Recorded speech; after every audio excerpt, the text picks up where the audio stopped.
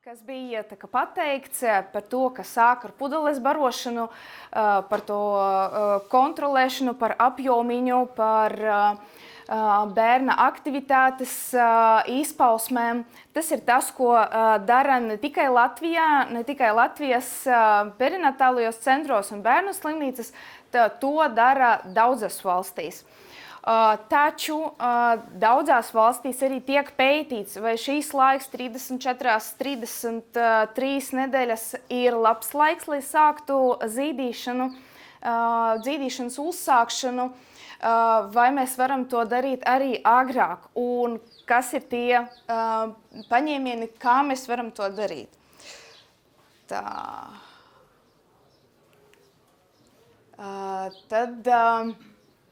Šī ir arī mūsu dienas aktualitāte, tas daudz, ko mēs zinām, un šis ir tas, kur mēs taustamies.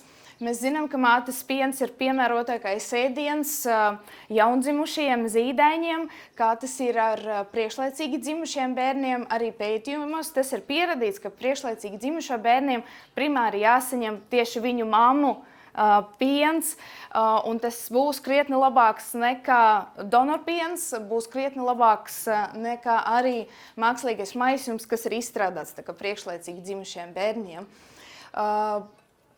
Kurās ir tas labāks metods, labāks laiks, jā, un kā Jelena jau pieminēja par to izrakstīšanas uz mājām kritēriju, viens no tiem ir tā patstāvīga ēšana, kas dod bērniņam arī normālu, kārtīgu svara pieaugumu, kas nav tik mokoša, intensīva, lai bērniņš varētu arī uzņemt kalorijas, ne tikai zaudēt barošanas laikā.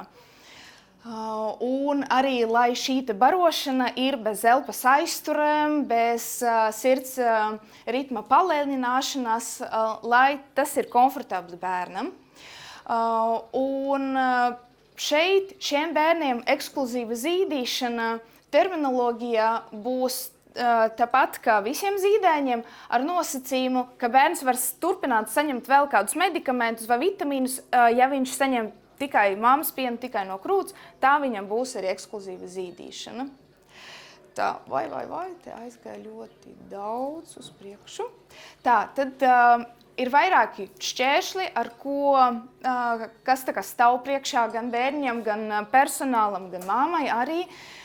Bērnam ir nenobridusi zīšanas tehnika, viņam ir vajāks muskuļu kustības, tās saraušanās, mazāk iespēja nodrošināt pietiekošu vakumu. Šī sirds elpošanas sistēmas nestabilitāte, par ko jau runāja, ar elpošanas aizturēm, ar sirds ritmā, palēnināšanu un arī fizioloģiski gremošanas sistēma, barības vada darbības, peristaltikas vājums. Šie bērniņi mēdz biežāk vairāk atgrūst. Elpceļu aizsargmehānismu nenobriedums arī ir raksturīgs, šī vissvarīgākā koordinācija, kas jāveic starp trim darbībām. Bērniņiem, kas ir dzimuši priekšlaicīgi, ļoti grūti būt nomodā pietiekoši ilgu laiku, lai varētu izzīst pieniņu un pietiekami būt enerģiski, lai to visu dabūtu. Bērniņiem arī ļoti maz izteiktas šīs izsalkuma, nomodā, ēšanas gatavības pazīmes. Arī varbūt ļoti minimāli izteikti bērna sāta pazīmes. Tie nav tādi, kas ir laikus dzimušiem zīdaiņiem, kas ir spēcīgi, kas mostās, kas bāž rokas mutē. Tie nav tādi, tie var būt ļoti kutri un grūti nolasāmi. Zīšana arī ir lēnāka, ar biežākām pauzītēm, un ja laikus dzimušiem bērniem tie ir tādas sērija veida zīšanas kustības, tad priekšlaicīgi dzimušiem vairāk ir tāds ar pauzēm malciņi. Un bieži vien mums arī kaut kādi vēl blakus stāvokļi, kas jau ir ierakstīti bērna vēsturē, ka viņam ir grūtības ar elpošanu, viņam nāk līdz elpošanas atbalstīņš. vai viņam ir agrīnāk, vai tagad ir kāda jauna infekcija, vai bērnam ir grūtības noturēt hemoglobīnu laba līmenī, jo viņam visu laiku tiek ņemtas asins analīzes, un vai citu iemeslu dēļ, savu nepietiekošu krājumu dēļ, viņam ir attīstījusies anēmija. Kāda ir plaušu funkcija, vai bērniņš tikai dēļ plaušiņām var arī nebūt tik ļoti enerģisks. Vai ir kāds gremošanas problēmas, kā šīs nekrotizējušais enterokolīts.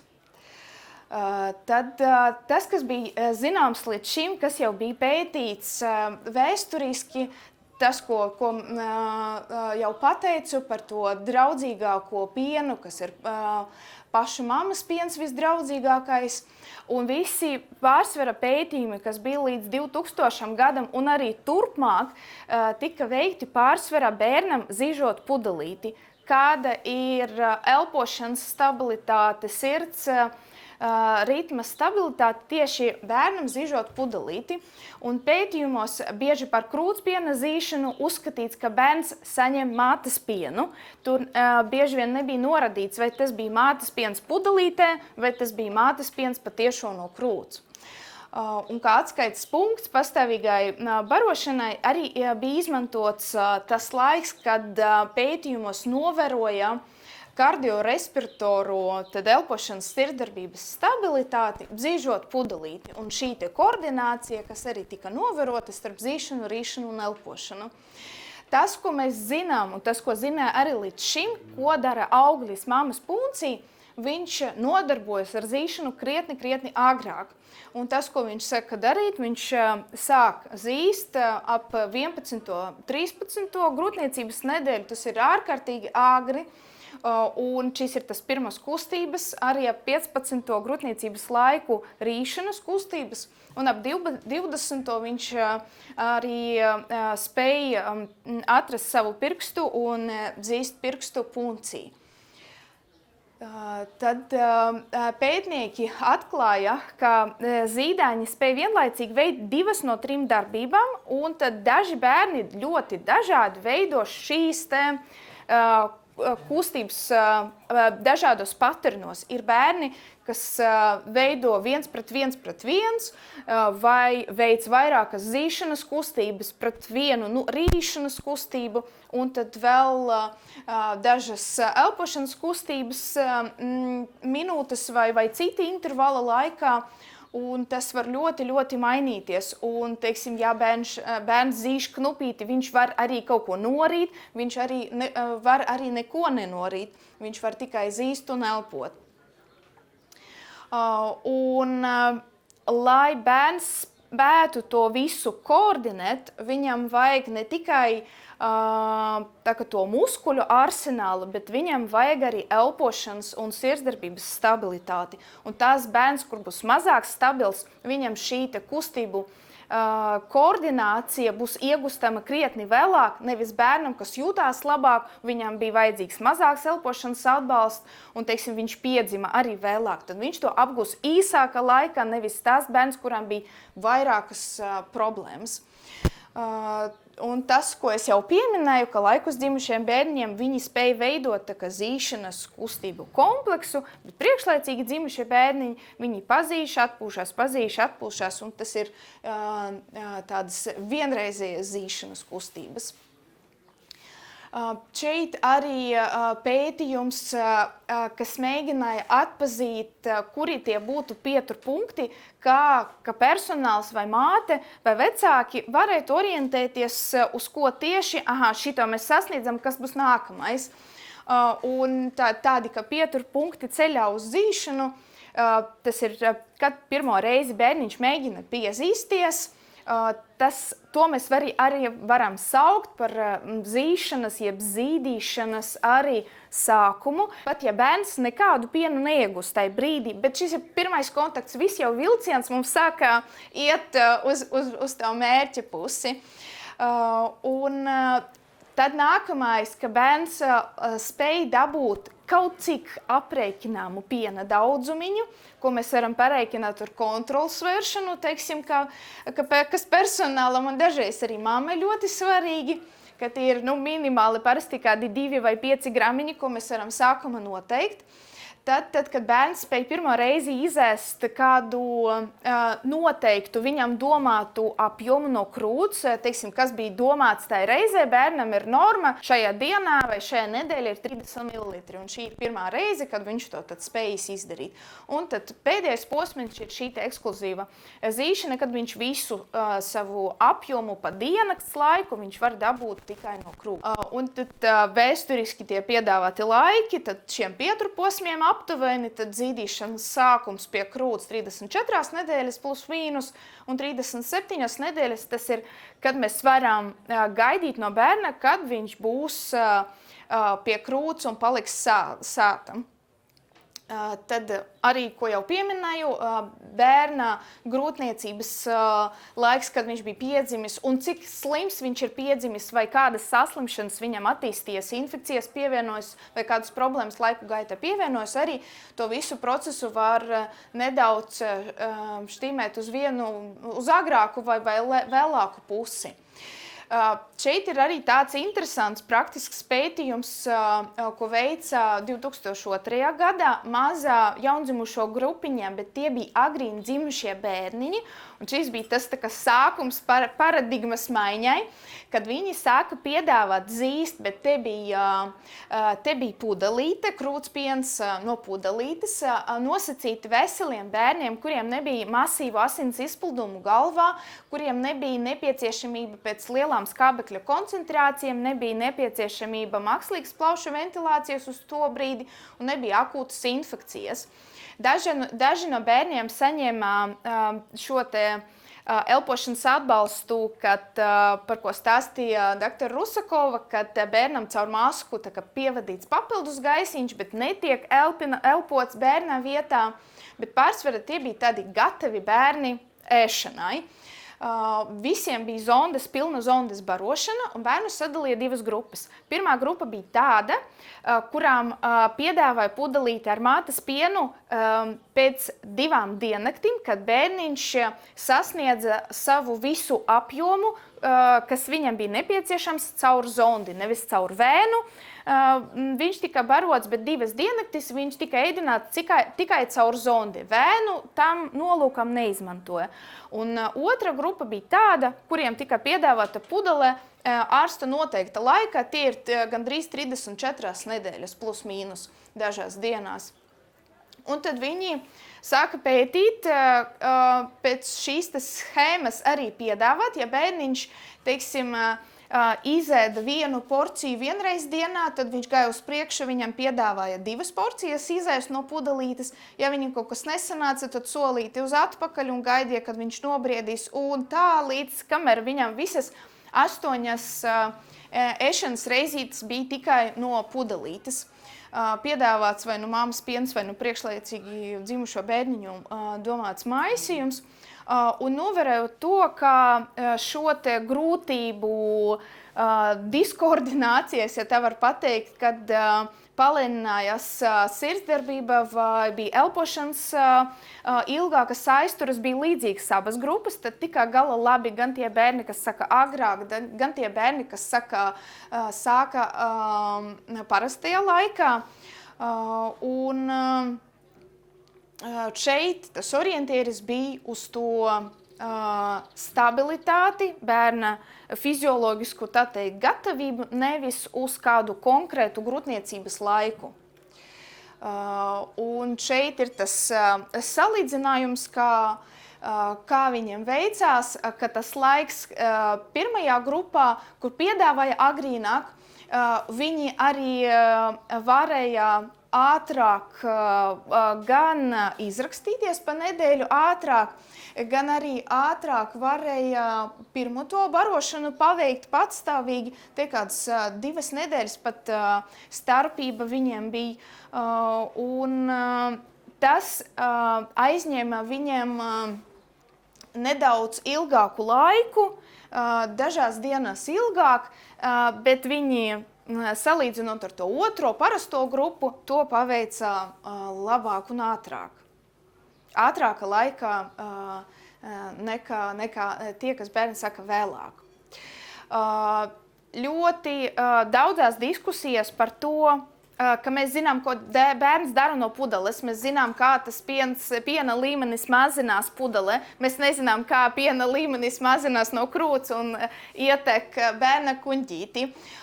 Un šeit diezgan agrīni Zviedrijā veica pētījumu, kur izstrādāja tādu zīdīšanas izvērtēšanas rīku, kas varētu mums palīdzēt, kā noteikt, ka bērniņš tomēr efektīvi pavada laiku pie krūts vai netik ļoti efektīvi. Šīs rīks ir gana sarežģīts, un viņš ir sarežģīts ar to, ka tam cilvēkam, kas to izvērtēšanu veids, viņam jābūt ļoti zinošam par to, lai interpretētu šīs te bērnu kustības, žokļu kustības un signālus, lai saprastu, ka bērns tajā laikā zīš, izzīš kaut ko, norīk kaut ko un kā viņš darbojas. Vai tas, kā bērnam krūts, tas mums nevienmēr nozīmē, ka viņš arī iegūst kaut ko no turienes. Tad viņi vērtēja arī, vai bērns vispār meklē krūti, vai viņam šīs te aktīvas meklēšanas refleks, vai viņš mēģina satvert krūti, cik dziļi viņš satver areolu. Vai viņš piezīžās, vai viņš palaiž, cik ilgi viņš piezīžās, cik ātri viņš palaiž krūti, vai viņš zīš un cik biežas ir tas zīšanas kustība pēc kārtas, pirms viņš paņem pauzīti vai pirms viņš atlaiž krūti. Un jūs redzat arī atbilstoši tam iemaņām ir arī vērtēšanas sistēma, un tie bērni, kas iegūst vairāk punktus, tad tie ir prasmīgāki. Un tas ir kā rīks, kas palīdzētu izvērtēt ik pa laikam bērniņu. Bet ir pētījumi, kas to izmanto, ir pētījumi, kas nemaz to neizmanto un vairāk skatās, teiksim, ar to kontrolas svēršanu, cik tad izēd bērns. Turpinot par zīdīšanas sarežģījumiem, te vairāk gan no mammas, gan no personāla puses parasti arī par to, ka mēs nezinām, cik daudz bērns izēt, mums liekas, ka jābūt tā kā mazākai mamam, mazākai pārliecībai par to, ka viņam tā lieta sokās. Bet pētījumos tā īsti nav. Tās mammas, kuras dod bērniņam vairāk krūti un vairāk tiecās uz tev ekskluzīvu zīdīšanu, viņam ir lielāka pārliecība par to, ka viņam sanāk. Tas visticamāk vairāk ir saistīts ar to, ka šeit ir vairāk tas ķermeniskais, mamma ir vairāk pārliecība par to, ka viņa vairāk piedalās tajā ēdināšanas procesā, nevis stuķē pudelīt iekšā. Kad ir tā neskaidrība par izēsto apjomu, tas bieži vien tas ir tāpēc, ka pirms tām bērns ir labu laiku pavadījis, kur mēs rūpīgi skaitļojam katru gramiņu, katru mililitru, un tagad ir ļoti grūti paļauties uz to, ka mēs tā kā tagad bērns to kontrolēs, tagad tas ir viņa prioritāte un prerogatīva to visu kontrolēt. Un bieži vien šīs ir tādas arī mammai psiholoģiskas grūtības, bieži vien arī personālam psiholoģiskas grūtības, spērt tas solīšus uz priekšu. Un biežāk mammas, kas baro ar noslauktu mātes pienu, nevis zīda bērniņos saskarās ar dažādām praktiskām grūtībām, par piena atslaukšanu, pumpīšu piemeklēšanu, piena glabāšanu, teiksim, ja saldētava slimnīcas vieta, atļauta vieta jau ir pilna, un ar dažādas krūts īpatnībām, kas var būt atslaucot pieniņu. Ekskluzīvai zīdīšanai, protams, traucē slimnīcas rutīna, tas, ka viss ir piefiksēts laikam, tas, ka ir pārbaudes, tas, ka ir asins analīžu ņemšanas epizodes, citas pārbaudes, personāla atnākšana, papildus tā atraušana no tādas kā ģimeniskas vides, kontrolas svēršana šur tur pieminēta, ka traucējošais faktors, bet bieži vien tiek pieminēta kā pozitīvais faktors, ka mēs vairāk vai agrāk varam iesaistīties, ja ir kādas problēmas, ja mēs redzam, ka bērniņš tā kā netiek galā un viņu vajag vairāk pieskatīt to bērna efektīvu zīšanu. Ja ēdina tikai noslauktu pienu, pieradīts tas, ka pakāpeniski samazinās šīs piena apjoms, ko mamma var atslaukt no krūts, un mammai tas, protams, ir dubults, ja dažreiz ne trīskārtējs darbiņš. Laika patēriņš, kas ir jādara 8 reizes diennaktī, kas ietekmē arī mammas miegu, un šis nav darbiņš tikai uz nedēļu, kad tas var būt bērņam, kas ir dzimis 36 vai 37 nedēļas. Tas ir darbiņš, kas jāveic nedēļām ilgi. Mūsdienās tendence ir uz agrīnāku izrakstīšanos, un bieži vien, kad zīdainis vēl nav sasniedzis, kā dr. Rusakova minēja, vēl nav sasniedzis pat 2 kilogramus, un ir valstis, kur izraksta bērniņus vēl ar zondes barošanu, un tā pudeles vai krūts apgūšana notiek mājās, bet tas ir valstīs ar papildus ambulatoru personālu, kur nāk vecmātes vai bērnu māsas, kur arī šo lietu paveic, vai tas valstīs, kur ir piesaistīts kāds zīdīšanas konsultants praksei. Pie mums tas ir noteikti atbalsta, tas šīs ambulatorus grupas trūkums. Tad šeit ir mēģināju izdalīt zīdīšanas priekšrocības bērniem, salīdzinot ar barošanu noslauktu pienu un mātēm. Kāpēc mammai ir labāk zīdīt bērnu, nevis atslaukt pieniņu? Bērnam tas ir labāka oksiginācija, labāka temperatūras regulācija, bērns ir vairāk āda kontaktā, un šīs te palīdz jau vien nodrošināt labāku plaušu ventilāciju un skābekļa apgādi. Bērņam retāk šīs te nevēlamas epizodes ar elpas aizturi un sirdsdarbības palēnināšanu, labāk šī zīšanas rīšanas, elpošanas koordinācija, tad labāka informācijas, kas man liekas dažreiz vissvarīgāka, šī informācijas apmaiņa patieši starp bērna mutīti un mammas krūti, kur apmainas informācija par labām baktērijām, par sliktām baktērijām, par to, cik sātīgu pienu vai cik liesāku pienu ir jāveido, iztrūkst šīs piena saldēšanas, sildīšanas procesi un to ietekme uz piena sastāvu un īpašībām, kā arī mazāks baktēriju iespējamais risks, ka baktērijas nonāk tajā pienā. Un bērnām, kas ir ļoti svarīgi tālākajā dzīvē, tad, kad notiek šī ekskluzīva zīšana vai mēs tiecamies uz to, tad notiek optimālāka apakšžokļa attīstība, slodze uz augslējām, muti, sejas muskuļiem, degundobumu attīstība, iespējams lielāks arī piena daudzums, ko bērns var izēst, nevis mamma var atslaukt, un iespējams var iet ar to piena apjomu, pats bērns var to visu kontrolēt. Mātēm, kas ir mazāks krūts traumatizācijas risks, kas arī tā kā pa daļai varbūt nosacīti, jo tam mamām, kurām ir maz atbalsta, personāla atbalsta slimnīcas, tam arī pie ekskluzīvas zīdīšanas var būt arī krūts traumatizācijas risks, ja nav šī atbalsta un piesakošanās, kā tas pārim ir notiek. Psiholoģiskais komforts ir lielāks, nevis atslaukt pieniņu. Laika taupījums, protams, pareiza konsistence temperatūra, ko mamma var nodrošināt nepulējoties un samazinātas izmaksās gan ģimenei, gan arī slimnīcai. Šeit es gribēju nedaudz parādīt, kā tā fizioloģija atšķirās, kad bērns ēdināts ar pudelīti un bērns zīž no krūts, kad no pudelītes piens tek, tur ir pārsvarā nutritīva zīšana. Ja bērns izdara zīšanas kustības, tad viņš dabū malku, viņam nav iespējas zīst pudelīti un neiegūt neko. Tad šeit ir vairāk mamma vai pudele kontrolē, cik liela plūsma nonāk bērnam, un mēs pudeli ieliekam mutē. Tas dažreiz arī jāskaidro mamām, kur ir laikus dzimušie bērni. Mēs pudeli ieliekam mutē, un tad mēs lielāku daļu no darba darām bērniņā vietā.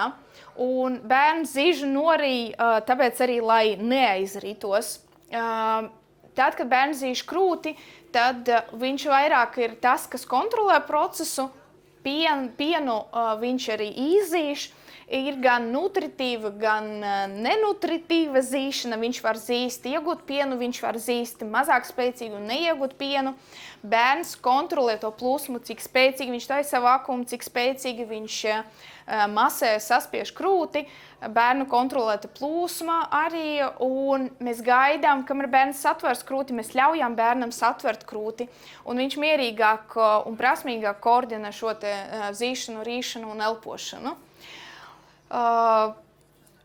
Pētīti arī, kas var traucēt slimnīcas apstākļos, kas no tā, ko mēs varam ietekmēt, ko mēs nevaram ietekmēt. Rekomendācija par piena atslaukšanu pēc dzemdībām, kad bērniņš jau ir intensīvajā terapijā, vai ir māsu postenī, tāda pusi intensīva novērošana. Un pārsvarā rekomendācija, ka krūts atslaukšana jāsāk optimālāk līdz 6 stundām kopš bērniņa piedzimšanas. Un bija pētījumi, kas pētīja, vai varam darīt to vēl ātrāk. Un pētījumā, kur bija ieteicams uzsākt to atslaukšanu agrīni, imitējot kā bērņu pielikšana dzemdību zāle pirmajā stundā, tad bija arī novērojumi, ka 2 reizes vairāk mēs varam vēlāka laikā dabūt to atslaukt piena daudzumiņu. Tas piena daudzums netik ātri sāk samazināties vēlāk. Jārēķinās ar to, kas ir bērnam, kā jau vairāk kārt pieminēts, ja bērniņš ir maz gestācijas laikā, viņam ir anēmija vai papildus infekcijas, tas mums visu to procesu attelinās.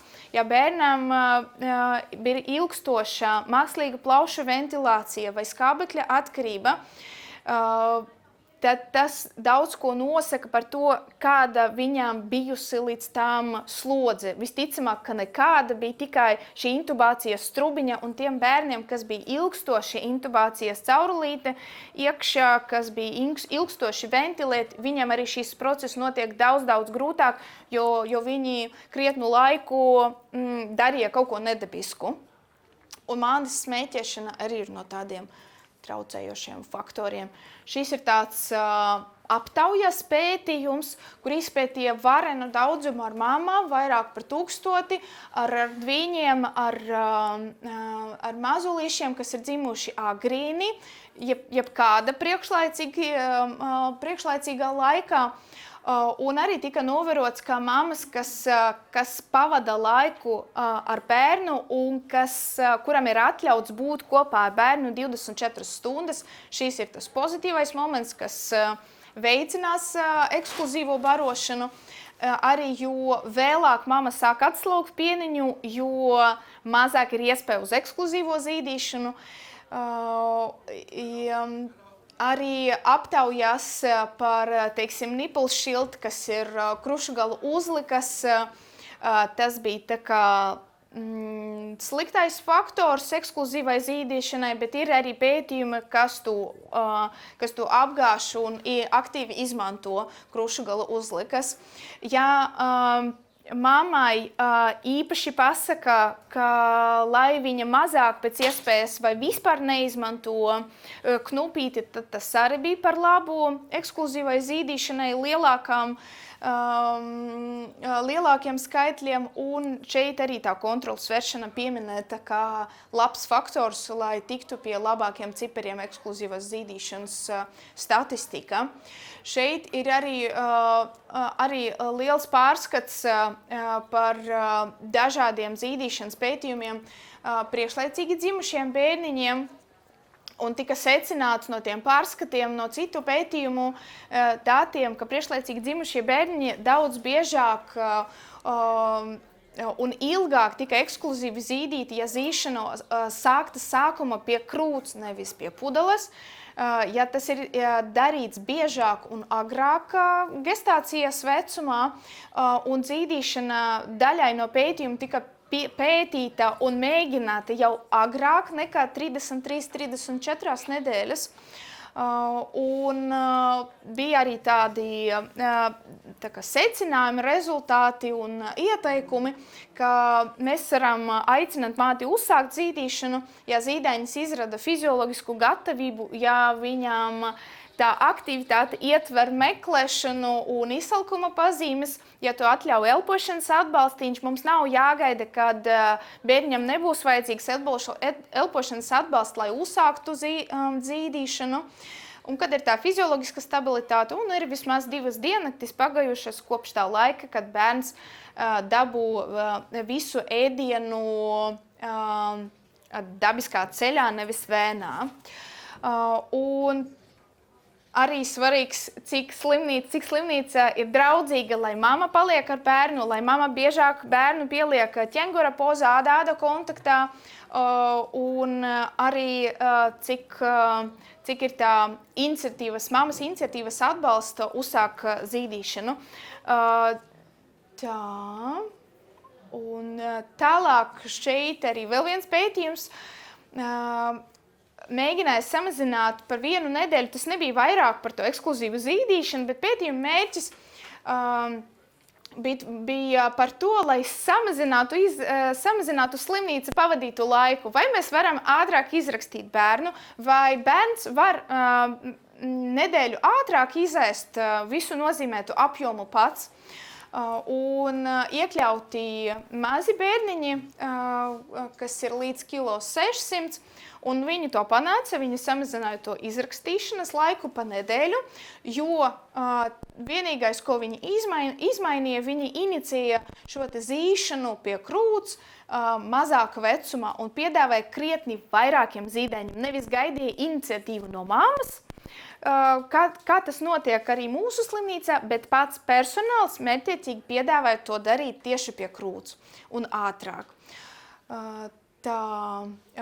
Šis ir nākamais diezgan interesants pētījums, kur bērniņus sadalīja 3 grupās un arī agrāk un citādāk piedāvāja to patstāvīgu barošanu. Pirmajā grupā piedāvāja tikai krūti pirmās 3 diennaktis, un pēc tam vienalga, kā jūs gribat.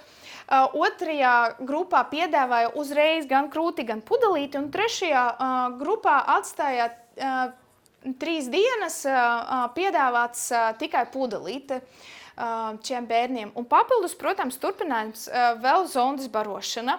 Un izrakstoties rezultāti zīdīšanai bija diezgan iespaidīgi, ka pirmajā grupā 89%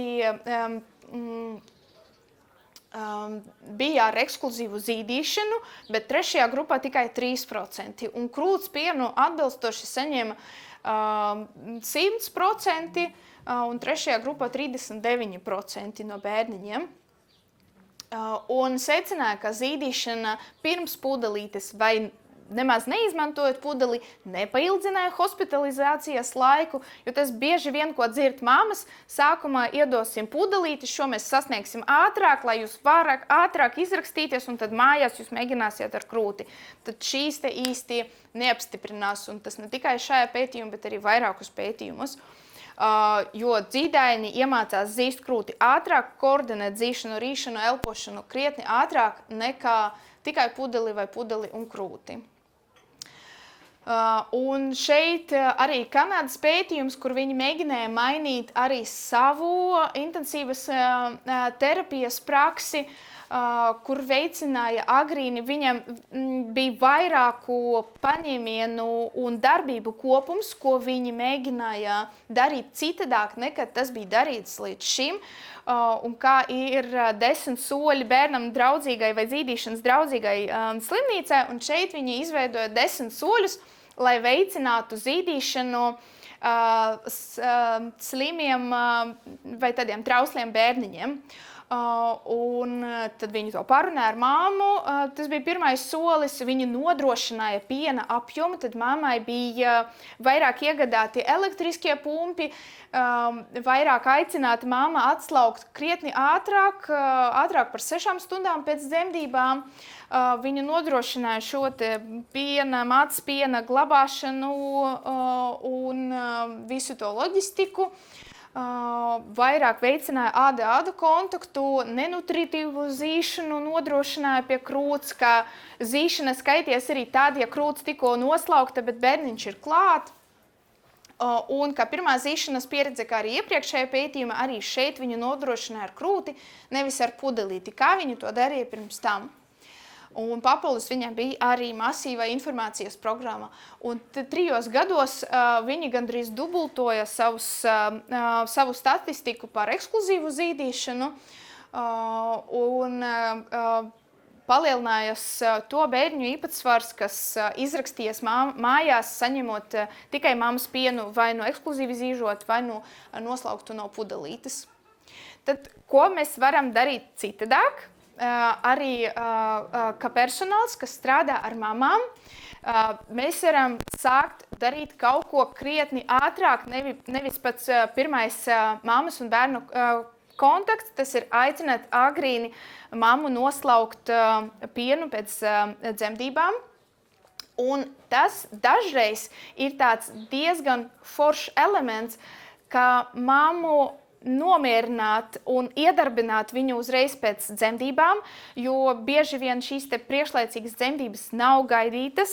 Viņas šokē ne tikai bērnu, ne tikai personālu, bet arī mammu. Viņa nezin, ko darīt, viņa ir panikā, un tas ir tas, ko mēs varam viņai piedāvāt, ka viņas darbību un uzsvērt, cik tas svarīgs bērniņam ne tikai tūlīt un tagad, bet arī uz turpmākiem dzīves mēnešiem un gadiem.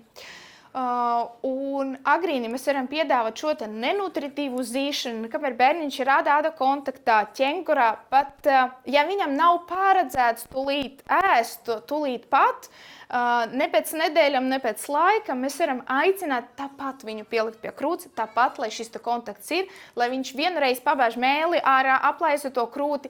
Tas ir milzīgs ieguldījums gan mammai, gan bērnam uz turpmākām darbībām. Nevilcināties ar zīdīšanas uzsākšanu, pētījumi parāda, ka mēs varam būt drošāki tajā lietā, un mēs varam sākt arī ar krūti, ne tikai ar pudelī, bet tas arī, protams, jārunā ar māti, jo ir mammas, kuram ir ļoti jāvero cipari, un viņam ir ļoti svarīgi, ka tas notiek caur pudelīti. Bet es domāju, ka runājot, tas būs netik liels īpatsvars no mamām.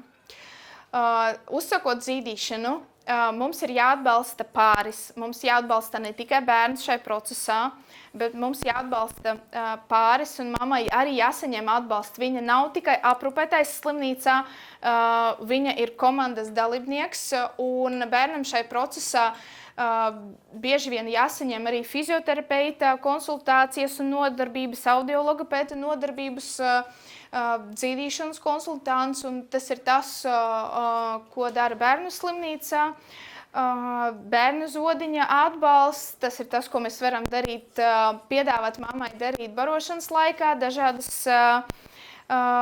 dažādi instrumenti, ko mēs varam iedot mammās rokās, ko viņa var darīt ne tikai tad, kad nāk speciālists un padarbojas ar bērnu, bet ko mamma var darīt katru barošanas laiku ar bērniņu. Mēs varam izmantot dažādas tehnikas, kas var nodrošināt lielāku piena plūsmu, ja bērns vēl zīž neefektīvi, teiksim, krūts saspiešanas tehnika, ko es parādīšu vēlāk, palīdzēt nodrošināt šo te vakumu arī, ja bērņam izslīd krūts no mutes. Un šie te zīdīšanas soļi, ko es izmantoju, kad agrāk strādāju bērnu slimnīcā, sastrādājoties ar ārstu, tas ir tas, kam mēs tādi, ka mani pieturpunkti, ko mēs varam izmantot. Šīm ir visādas variācijas un var darboties arī citādāk. Sākumā es aicinu, ja mammai parādās doma par to, ka viņa varētu bērniņu sākt šo te zīdīšanu, es piedāvāju sākt ar kontaktu, ko mēs turām bērniņu pie krūts nevis vienreiz dienā, mēs to sākam darīt krietni biežāk. Tikpat daudz, ka mēs gribam, ka bērniņam piedod krūti. Un sākumā mēs mēģinām izveidot bērnam šo te rutīnu, ka mēs viņa dienas kārtība vēl kaut ko papildus iedosim. Un tad mēs varam piedāvāt krūti bērnā aktīvākajos brīžos, bieži vien tas var būt vakars, tā var būt agrā nakts vai agrs rīts, Un tad mēs varam piedāvāt bērnam kādu nosacītu īsāku laiku un skatīties, cik bērns sajūt, kāds viņš ir saguris uz nākamo barošanas reizīti, cik viņš spēj būt aktīvs nākamajā laikā, vai tā nav tā kā pārlieku stimulācija priekš viņa sākuma, tas ir ierobežots laiks un aktīvākos brīžos. Tad mēs piedāvājam šo te krūti visās barošanas reizītes, un tad mēs varam kāpināt laiku pie krūts, un tad, kad parādās rīšanas skaņas, un mammai ir iespējas, vai tas, kas novēro šo te zīšanu, ir iespējas, ka bērns arī varētu kaut ko dabūt, tad mēs varam pielikt klāt šo kontrolas vēršanu. Mēs noteikti to neliekam paša sākuma, kad bērns tikai ir pirmās darbības veids pie krūts. Mēs parādam to, tad, kad ar mums ir ko nosvērt. Tā. Šis ir dažādas bildītes par to, ko mamma var darīt ar savām rokām, lai justos vairāk tā kā iesaistīta un atbalstoša bērniņam. Tas ir dažādi vingrinājumi, masāžas, ko iesaka audiologopēdi un ko var piekuriģēt audiologopēdi kādam konkrētam bērnam. Teiksim, kreisajā pusītē tas ir tāds dancer hand, ko mamma var atbalstīt un palīdzēt bērņam noturēt vaigu spēku un arī ik pa laikam veicināt šo te zīšanas procesu, ja bērņam ieturās kāda pauzīte. Arī šeit tālāk ir, kā krūts saspiešanas tehnika varētu izskatīties no malas, ka mēs mēģinām radīt lielāku iekšējo spiedienu krūtī, ka mēs saspiežam krūtī visu dziedzeri, nevis tikai ādu. Mēs saspiežam paralēli bērnu lūpiņām, tajos brīžos, kad bērnam ir pauzīte vai kad pēc foršiem malkiem sākas smalki malciņi, tāda nenutritīva ziešana. Ja tas ir tas brīdis, ko mēs varam bērņu nedaudz pastimulēt, to mēs arī nedaram uzreiz pirmajos kontakta brīžos, pirmajās mēģinājuma reizītes. Šeit ir dažādi, tas ir viens paņēmiens, bet dažādos interpretējumus, kā mēs varam palīdzēt bērņam noturēt krūti, ja tā izslīt, ja bērnam grūti noturēt šo te vakumu, mēs tā kā pieturam viņam krūti, kā te iestāsīti. Tas ir tas, kas der arī laikus dzimušiem bērniņiem. Un vēlreiz par šo te atbalstu mātēm, tad mums ir svarīgi, lai personāls, kas strādā ar mamām, zina, kāda ir izskatās atslaukšanas tehnika. Sākumā tas var būt ar rokām, kad ir pirmpiens mazā daudzumiņa, tad ir slimnīca pieejams pumpis, vai mums ir kādi ieteikumi mamām par pumpīšiem. Tam nav jābūt īsti personību variāciju par tēmu, bet būtu forši, ja būtu kādas slimnīcas pamatrekomendācijas, gan arī par to, lai mamma ir sapratne, cik viņa var glabāt, teiksim, atslaukt pieniņu tagad un pēc tam aiznest uz intensīvo terapiju, lai tas ir zināms, lai mamma nav jāmeklē interneta par šo te. Lai ir vienoti algoritmi problēma situācijas, ko darīt, ja mammai tā krūts ir sāpīga, ja pēkšņi parādās piens lielākā daudzumā, kas varbūt fizioloģiski 3. 4. dienā, kad mamma ir pēkšņi laktustāze vai mastīts, kas varbūt šķiet reti mēs domājam par mammu slimnīcu, kā par pacientu, vai par to, ka viņai arī varētu būt kādas medicīniskas kaitas. Un bieži vien dažreiz bija tā, ka bērnu slimnīcā nav neviena speciāliste, kas var pašu mammu nokonsultēt par viņas veselības stāvokli, teiksim, par ķēzargrieziena šuves dzīšanu. Un man bija dažas reizes, kad es devu savu ibumetīnu mātei, tik vien tāpēc, ka bērnu slimnīca visas zāles ir uzskaitītas un ar indikācijas dot tikai bērniem, un viņi nedrīkstēja dot māmam tas pretiekaisumu un prettemperatūras zāles. tad mums jākomunicē ar mammu un jārunā par šo te zīdīšanas uzsākšanu, jānoskaidro, kādas viņa ir šaubas tajā lietā, ja mēs neredzam, ka viņa gatava tā kā iesaistīties vai nav gatava sakt atslaugt, mums vajadzētu to pārunāt, informēt par visādām iespējām. Ja ir problēmas par to, ka maz pienu, mums ir jāizdomā, teiksim, kas ir slimnīcas, tas, ko mēs varam rekomendēt, vai ir kādas drogotējas, ko mēs varam rekomendēt, vai kaut ko citu. Laktustāzes profilakse un terapija mamam, par to jābūt informācijai. Nepieciešami aksesuāri, vai tas ir slimnīcas nodrošinājums, vai tas ir mammas nodrošinājums. Teiksim, bērnu slimnīca ir pieejams piena pumpis, mazākas nodaļas nebūs pieejams, citās slimnīcas nebūs pieejams piena pumpis. Tas ir pašu mammu darīšanas, kā viņa to iegādājas un kurā brīdī sāk pielietot. Un arī šī zīdīšanas konsultanta, fizioterapeita, audiologopēta un ārstniecības personāla, aprūpes personāla sadarbībā ar māti. Izprast bērna izsalkumu, palīdzēt izprast šos te simptomus, kad bērnam jau pietiek ar to visu mēģinājumu, kad viņam būs gana. Kā saprast, ka viņš bija ļoti pārguris tajā iepriekšējā reizē un ka mēs gribam ieturēt pauzīti.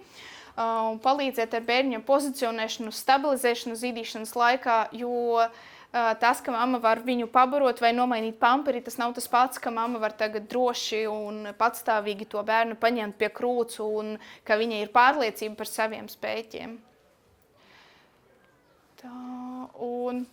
Tas ir komandas darbs, un komanda ne tikai no aprūpes un ārstniecības personāla puses, bet arī mums jāuztver bērns un māte arī kā komandu. Mēs atbalstam nevis kādu vienu, mēs atbalstam viņus abus. Katram bērņam ir savs temps. Mēs varam sākt agrāk, bet mums jārēķinās ar šīm dažām lietām. Ja skatāmies, ka bērniņš ir stabils, nodrošinam āda kontaktu, nodrošinam mute klāt ar krūtī, un tad mēs varam skaitīt, ka šo lietu mēs uzsākam un virzamies tik vien uz priekšu, bet ar nosacījumu, ka bērns var ieturēt pauzīti, bērns var kāpt solīti atpakaļ, tas ir atļauts, mammai par to ir jāzina, jo bieži vien tas ir brīnums, kā tad tā, mēs vakar izēdam tik, un tagad tikai tur 0 vai 5 grami. Šie bērni ļoti mīl solīšus uz atpakaļu. Mēs varam mazināt pudelīšu ietekmi un mēs varam sniegt vairāk atbalsta mātēm. Paldies! Tas man ir viss.